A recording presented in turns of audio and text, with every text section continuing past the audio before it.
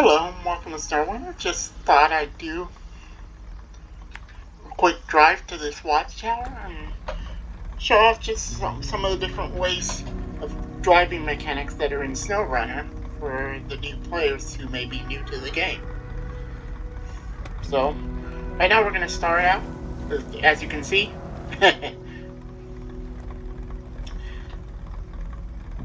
Now let's try, because sometimes it's only when you give it all the power, but nope, we're stuck here, so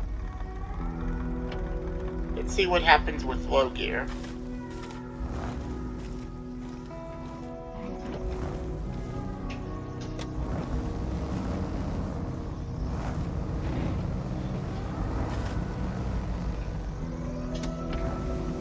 Okay, that was just where I stopped. Okay, so as you can see, driving around out here, you're just going to spin your wheels, but block the differential. This way you make sure the power goes equally. However, it looks like even this is too soft. Now, some vehicles with less powerful engines, shifting a low may be enough to get them to go down this path, but it looks like for the Humvee we have so much power and we're not pulling anything that we do need to lock our all-wheel drive. So the question is, can we do it a little faster by, say, turning the diff lock off and just using all-wheel drive, which will work. Now, normally I'd try to cut over on the right side so I didn't have to drive through this if I didn't have to, but I'm just doing this for the sake of this video, and also I'm kind of curious because I've never driven through this puddle, how bad it is.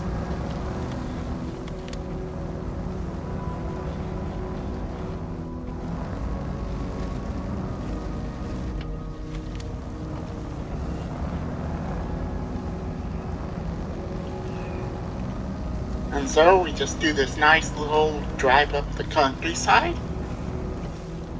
Careful of the rounds. To be honest, I don't really understand the purpose of this watchtower because I've pretty much driven around and found a lot of stuff. I mean, maybe there's something that gets delivered here and I'm not sure. I can't.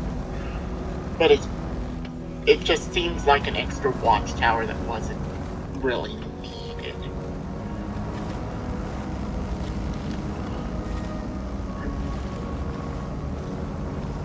Now, some vehicles have an always-on diff, and what that means is that in automatic mode, you'll have it on instead of having to shift into low or reverse, like with this vehicle, since it's an unlocked diff that you can switch on and off. Now, if you try to lock the diff, watch this. It just says diff lock low gear only.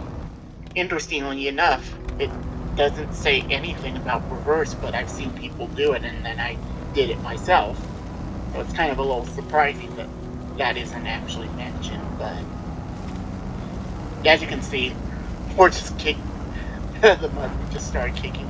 Kind of forced our way through, but if that had gotten too bad, that would be your clue to shift down into low gear, and if that didn't help, block the differential. So on the way back, I'll show what a difference shifting to low may have made for that little mud pit.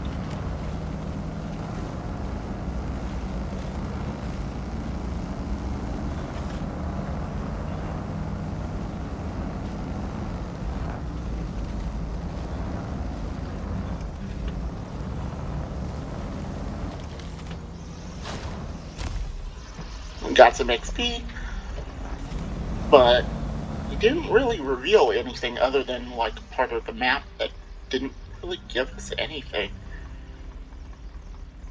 I can't remember, maybe there's a task later on that has us come up here.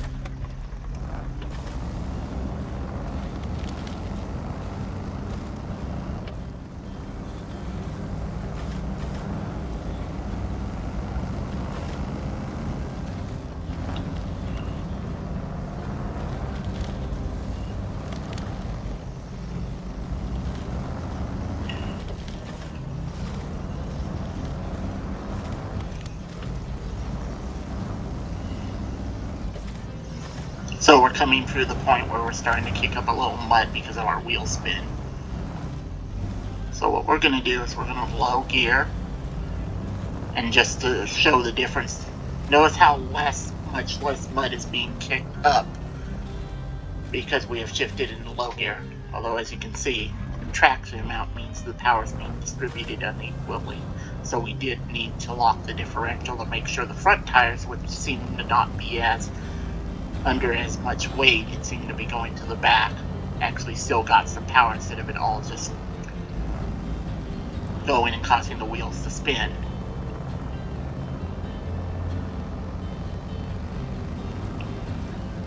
And I hope this has been helpful for new players new to SnowRunner, just to kind of show off the mechanics. In case you're new and played a little in Michigan and then came straight here, what I wouldn't recommend. I'd recommend either A, going to Ontario first. The first map is relatively friendly to new players that don't have all-terrain tires unlocked for their big trucks. All-terrain tires for scout vehicles are essentially available at level 2, so essentially from the beginning of the game. Driver rank 4 is when off-road tires unlock for scout vehicles. So we're gonna go on this side just to see what happens. Okay, so coming over on the taking the line I did was definitely the way to do this. Looks like it gets a little deeper and stickier on this side. Just do a little side wrenching.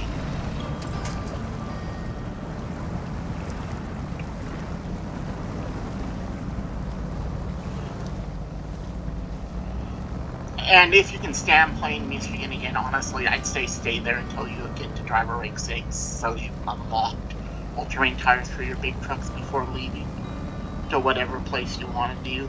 That would be my advice. You could potentially do some stuff with scout vehicles using small scout flatbeds. And there's just some stuff that's like go here or recover this vehicle that you can do with scout vehicles. But that would be my recommendation. Anyway, thanks for watching.